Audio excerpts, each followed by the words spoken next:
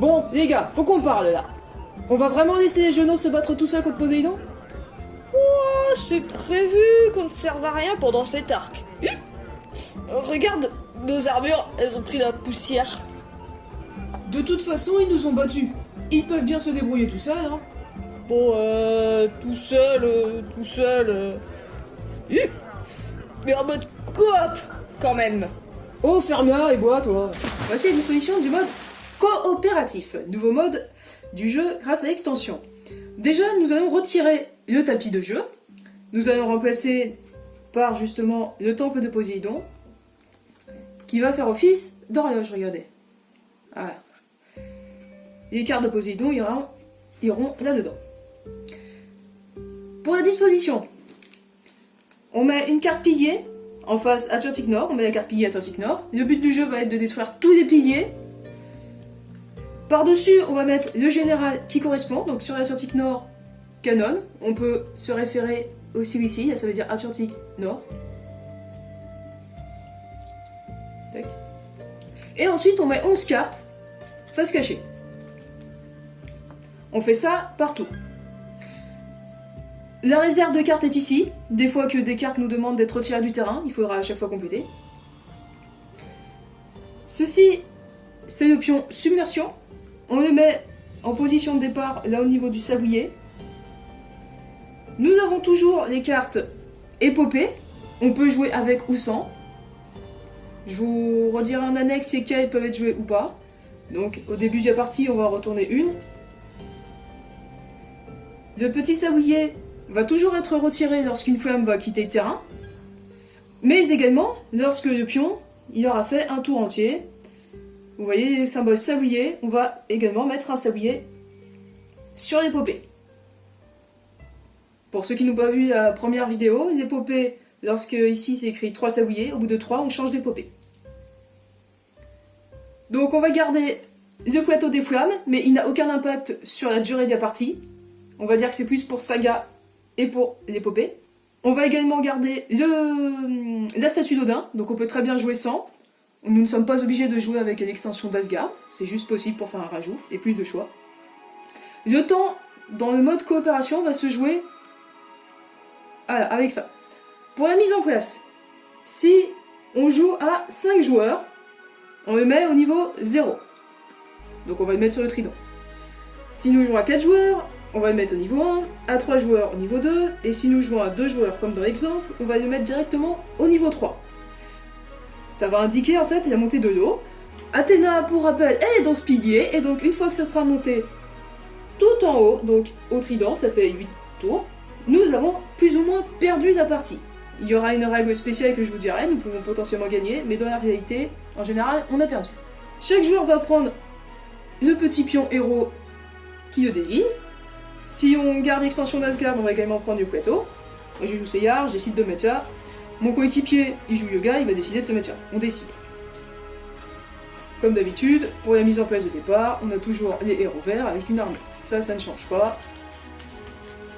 Il faut penser à retirer Poséidon, Ida, le Grand Pop, ainsi que tout Ironique, donc le Trident, les anneaux de Balmung et Yon d'Athéna. Elles ne sont pas dans ce mode. Vous mettrez également de côté les armes de la balance. Pour ceux qui ont vu la vidéo du mode classique, normalement on gagne une arme de la balance lorsqu'on vend un général. Là, si on bat le dernier général, raté. Si on bat le dernier général, il est mis hors du jeu, on ne gagne pas d'arme de la balance. En fait, dans ce mode coopératif, le seul moyen de gagner une arme de la balance, hormis des effets de cartes spéciales, c'est de vaincre un général. D'une autre manière, si ici j'avais un général, c'est possible puisqu'ils sont en 2 exemplaires, et que je le bats, je gagne une arme de la balance. Des points de victoire on les met à disposition, des fois on en mettra. Il y a une règle spéciale dans ce mode d'ailleurs à ce sujet. Et maintenant je vais vous expliquer le déroulement du jeu. Round 1. Fight! Déjà, on va révéler la carte qui est en face de nous. Ensuite, à chaque fois on va décider qui de nous va jouer en premier. Ça va dépendre de la stratégie mise en place. Donc on débute avec nos 5 cartes, comme d'habitude. Au début on n'aura pas grand chose. Alors quand on Quand on met une carte, on fait toujours l'effet d'arrivée, sauf au tout départ, comme dans la mise en jeu classique quand les cartes sont déjà sur le terrain. Pour jouer, si là j'avais eu 5 de Cosmos, j'aurais pu affronter cette carte, et la récupérer, enfin on récupère les cartes comme dans le mode classique. Là, clairement, je ne pourrais pas. Donc, nous pouvons nous déplacer sur le plateau. Pour ce faire, il faut se défausser d'une carte. Je décide de me défausser de Seyar, et je vais me diriger une case vers ici. Donc je peux dévoiler la carte. Il s'agit de Jackie. On imagine donc qu'avec ces 3 cartes, j'affronte Jackie. Donc Jackie va dans ma défausse, puisque je l'ai acquis, et je réveille la nouvelle carte. Athéna. On fait son effet d'arrivée, elle soigne tout le monde et on pioche une carte. Donc mon partenaire aussi. Je ne peux plus faire grand chose, je décide, potentiellement, ou pas, de me déplacer. On peut se déplacer autant de fois qu'on veut. Donc on imagine que je me défausse pour rejoindre mon partenaire, et que je continue, par exemple, hein, c'est un exemple, à me défausser pour aller sur la case suivante. On va révéler la carte de cette manière. Voilà, donc comme je vous disais, il est possible de trouver des généraux. Là, mon tour est fini, ce n'est pas encore au tour de Poséidon, c'est au tour de mon partenaire. Mon partenaire va faire exactement la même chose, hein. Il va jouer, donc on imagine qu'il a réussi à récupérer Daichi. Voilà, on imagine, hein, je vous le fais en version accélérée. On n'a vraiment pas de chance sur le plateau, ceci dit, mais ce n'est pas bien grave. On dit, fin du tour de jeu, c'est au tour de Poséidon. Poséidon, lui, il va avancer du nombre de cases égal au nombre de joueurs. Nous sommes 2, donc il va avancer de 2 cases.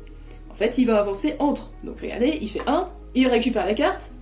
Si la carte est face visible et qu'elle a un effet de sortie, on l'applique. Là, il n'y en a pas. Il la récupère, ça va là-dedans. Ça va être ses points en fin de partie, si on arrive à ce niveau-là de la partie. Et il récupère donc sa deuxième carte, voilà. Effet vaincu. Donc là, détruire tous les personnages utilisés pour le combat possédant moins de 2 de Cosmos. On s'en moque, pour Poséidon, il n'y en a rien à faire. Il le gagne. Nous sommes en face, donc nous on va révéler les 2 prochains. Voilà. C'est à nous de jouer. Et on va continuer comme ça. Donc il y a quand même certaines spécificités, nous sommes dans un jeu de coopération. Ah. Alors, nous pouvons également donner des cartes à notre partenaire. Pour cela, quelques règles à respecter. Premièrement, il faut être à côté. Si on est à côté, donc là je suis à une case, je peux donner une carte à un joueur à qui je n'en ai pas encore donné. Donc on imagine que, dans ma grande mansuétude, je donne à mon camarade Guilty. Donc ça va dans sa main, et ensuite ça ira dans sa défausse. Je lui donne. Ça, c'est si on est à côté, on peut donner une carte. Si j'étais sur le même endroit, je peux donner autant de cartes que je veux. Donc on imagine avec cette main, je peux donner ces 3 cartes. Parmi les règles, nous ne pouvons pas donner de cartes dorées, ou des cartes à fond bleuté comme celui-ci là. Et nous ne pouvons pas non plus donner nos héros. Voilà. Donc je pourrais très bien donner à mon partenaire ces 3 cartes, ce qui lui ferait quand même beaucoup de cartes dans la main, sachant toutefois que la taille maximale de la main d'un personnage, enfin d'un joueur, pardon, est de 10. S'il y en a 10, je ne peux plus lui en donner.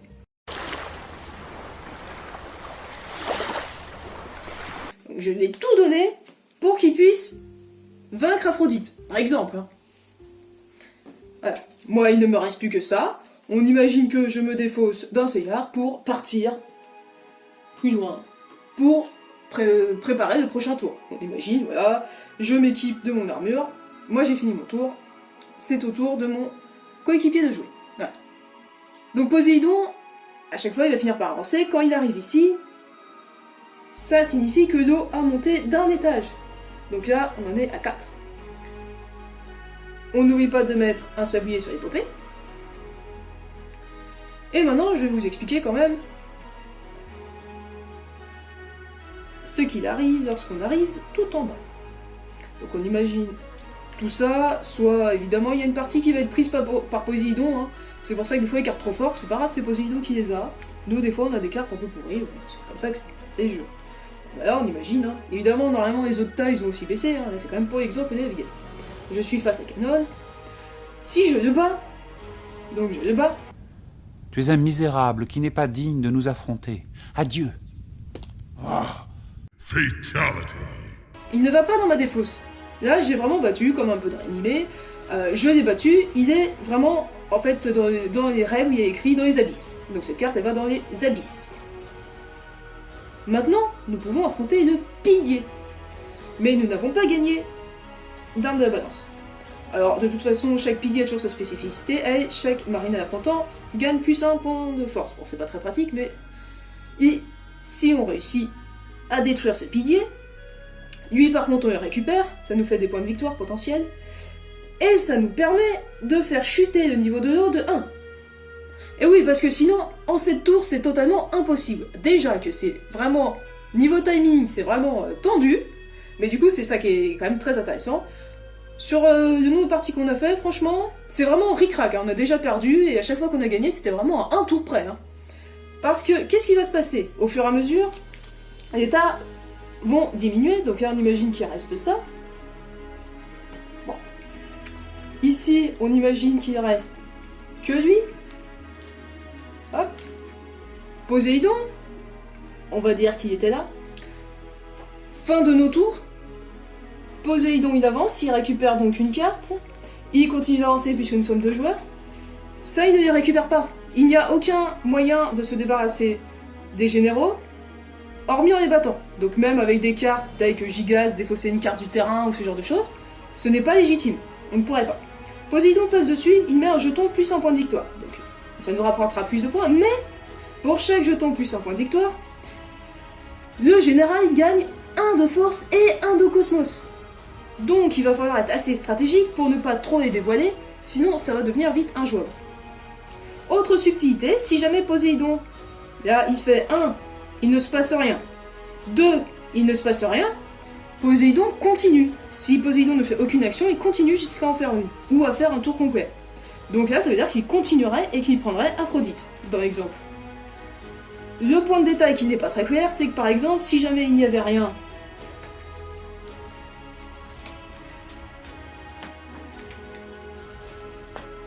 s'il n'y avait rien, là, Poséidon est ici, les règles ne sont pas très claires. Donc, il a écrit jusqu'à ce que vous fassiez un tour de terrain. Donc nous, on fait un tour, il ne se passe rien, il ne se passe rien. On a décidé de s'arrêter au niveau du sablier, puisqu'on considère qu'un tour c'est ça. Les règles ne sont pas très claires, donc peut-être que, en vrai, il faudrait continuer jusqu'à ce qu'ils prennent vraiment une carte.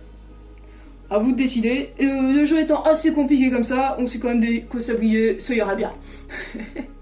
Alors, il y a une règle encore un petit peu particulière à savoir. Lorsqu'on a joué une carte, on imagine que là, pour affronter le général, on a joué tout ça, hein, voilà. Bon, on s'en moque. On l'a battu. On peut se défausser d'une carte de notre main pour bouger. Donc j'imagine que je bouge là. Et nous pouvons réutiliser, tant qu'elles ne sont pas défaussées, parce que pour rappel, les cartes sont défaussées à la fin de notre tour, à nous, on peut réutiliser l'une des cartes jouées précédemment, une fois qu'on s'est déplacé. Donc, si j'ai encore de quoi faire 5 de cosmos, je peux dire, bah je vais réutiliser Isaac, qui me fait 1 point de cosmos. C'est juste un petit point à rappeler qui peut aider quand même un petit peu. En continuant dans les petites spécificités, au cas où vous tombez sur ces canards de votre partie, ça reste des cas rares mais on sait jamais, la main de Poséidon est formée des 5 cartes du dessus de la pile. Ce qui est en dessous, on va dire que ce n'est rien du tout. Donc si jamais vous pouvez faire des choses avec la main de Poséidon, dans ce cas-là, ce serait ces 5 cartes-là. Ça fait partie des petites choses à savoir. De la même manière que dans le mode solo avec Ida, lorsque Poséidon doit faire un choix, il va faire le choix de la carte qui lui offre le plus de points de victoire. Poséidon, s'il a des cartes marquées, et qu'elles sont soignées, elles vont rejoindre face visible l'intérieur de la tour. Poséidon, de plus, n'est jamais affecté par les effets de sortie. Eh oui, c'est comme ça, c'est pas juste. Dans le cas où vous seriez amené à défausser toutes ces cartes du terrain, enfin à compléter le terrain, par exemple avec effet de mousse, vous prenez les cartes de la réserve et vous déplacez face visible devant les pions où se trouvent les héros. Et là encore, la règle est très mal écrite sur ce point précis. Je vais vous les citer texto. Compléter le terrain revient à piocher des cartes depuis la réserve et les placer face visible sur chaque emplacement vide du terrain, dont la carte est face cachée, face auquel se trouve un pion héros. Donc si on se réfère aux règles, on n'en met pas sur les autres cases.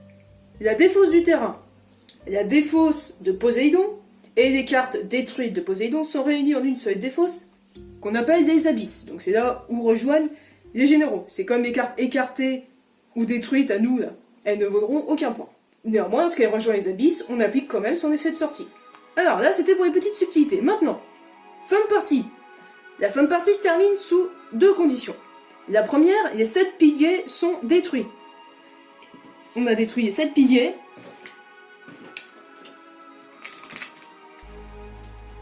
Hop. Les joueurs sont les vainqueurs.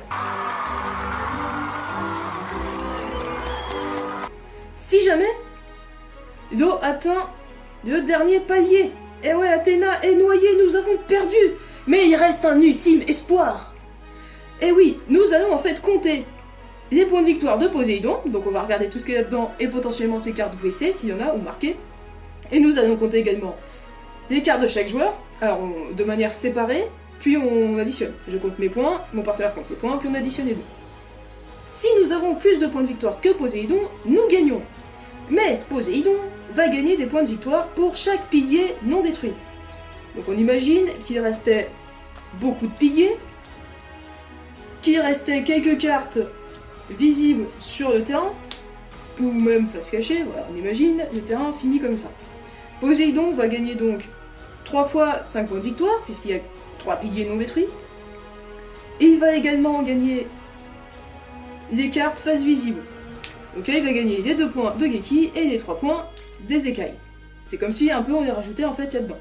Donc en vrai, avec tout ça, en général, Poséidon gagne. Mais on ne sait jamais, hein, sur un coup de bol, vous pouvez encore gagner. Attention au petit symbole sur les épopées. Le petit symbole d'étoile, là, ça signifie qu'elle peut être jouée en mode 1 joueur. Le petit symbole avec plusieurs étoiles, c'est qu'elle peut être jouée dans le mode coopératif.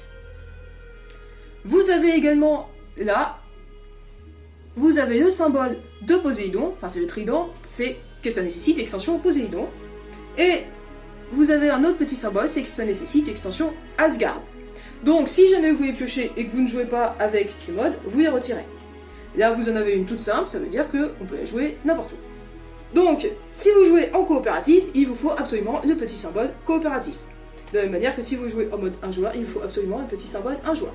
Si vous piochez des cartes qui n'ont pas les symboles correspondant au jeu que vous êtes en train de faire, vous en piochez une tout simplement. Petite autre précision, ce n'est pas pour le mode coop, c'est les épopées, à savoir que si vous jouez la version avec Asgard, le mode solo, vu qu'on ne joue pas avec les flammes, vous mettez un sablier sur les épopées à chaque fois qu'un guerrier divin quitte le terrain.